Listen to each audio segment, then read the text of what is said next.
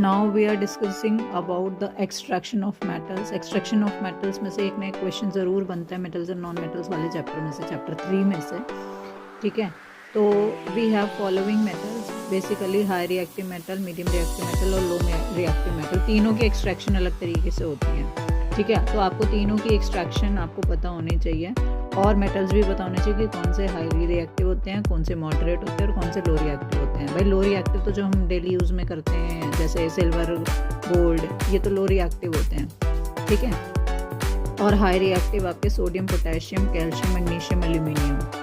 शियम वाले तो ऊपर आ गए, पोटेशियम, सोडियम, कैल्शियम, मैग्नीशियम। शियम वाले आप याद कर लेना चाहे कि वो हाई रिएक्टिव मेटल होता है। और उसके बाद आ जाता है एल्यूमिनियम, ठीक है। एम जिसके लास्ट में सब में आता है वो आ गए आपके सारे हाई रिएक्टिव मेटल्स, ठीक है। और अगर मीडियम रिएक्टिव मेटल्स की बात करूँगी तो जिंक, आयरन, लेड और कॉपर जो हैं ये मीडियम रिएक्टिव होते हैं। बाकी आप मेरी एक और शॉर्ट है उसमें आप देख सकते हो, मैंने ट्रिक याद करवाने की बता रखी है। तो जल्दी से हम डिस्कस कर लेते हैं कि कैसे कैसे सेपरेट हम कर सकते हैं, एक्सट्रैक्ट कर सकते हैं। तो सबसे पहले मैं लो रिएक्टिव से स्टार्ट करती हूँ। लो रिएक्टिव वाले जो मेटल होते हैं उनकी अगर सल्फाइड ओर होती है उनको सिंपली हम एक्सट्रैक्ट कर सकते हैं बाय हीटिंग, ठीक है। इनको हीट करेंगे, हीट करने से एक्सेस ऑफ एयर में जब हम हीट करेंगे, जब हम एक्सेस ऑफ एयर यूज़ करते हैं तो रोस्टिंग यूज़ होता है, ठीक है। रोस्ट करने के लिए हमें एक्सेस ऑफ एयर चाहिए होती है, ध्यान रखिएगा, ठीक है। रोस्ट करने के लिए एक्सेस ऑफ एयर चाहिए होती है। और अगर हम कैल्सिनेशन की बात करते हैं तो कैल्सिनेशन में हमें लिमिटेड एयर चाहिए होती है, ठीक है। तो यहाँ पर हम रोस्टिंग यूज़ करेंगे। रोस्टिंग करने के बाद हमें मेटल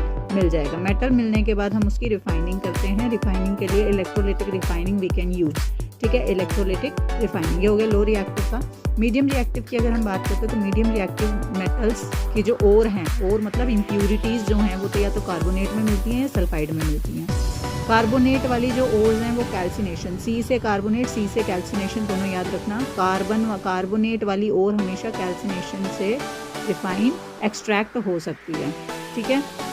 और सल्फाइड वाली जो ओर है वो उसके लिए हमें रोस्टिंग करनी पड़ेगी। रोस्टिंग जो होती है वो एक्सेस ऑफ एयर में होती है और ये लिमिटेड एयर में होती है, ठीक है। दोनों को हीट करना है, लेकिन ये एक्सेस ऑफ एयर में और ये आपकी कैल्सिनेशन जो है ये लिमिटेड एयर में होती है, ठीक है। और हम इसका जो है एक्सट्रैक्ट कर सकते हैं। कोई भी मेटल का हमें ऑक्साइड मिल जाएगा और जब हमें ऑक्साइड मिल जाता है तो we can reduce the metal also. फिर हम उसका प्यूरिफिकेशन, वही इलेक्ट्रोलिटिक रिफाइनिंग से हम इसकी प्यूरिफिकेशन करेंगे। और अगर हाई रिएक्टिव की बात करते हैं तो हाई रिएक्टिव हमें इलेक्ट्रोलिसिस करना पड़ता है मोल्टन ओर में। मोल्टन एयर और हम इनकी क्लोराइड ओर ले सकते हैं, जिसमें हम क्लोरीन जो है वो एनोड पे लेते हैं और जो मेटल है वो कैथोड पे जाके डिपॉजिट हो जाता है।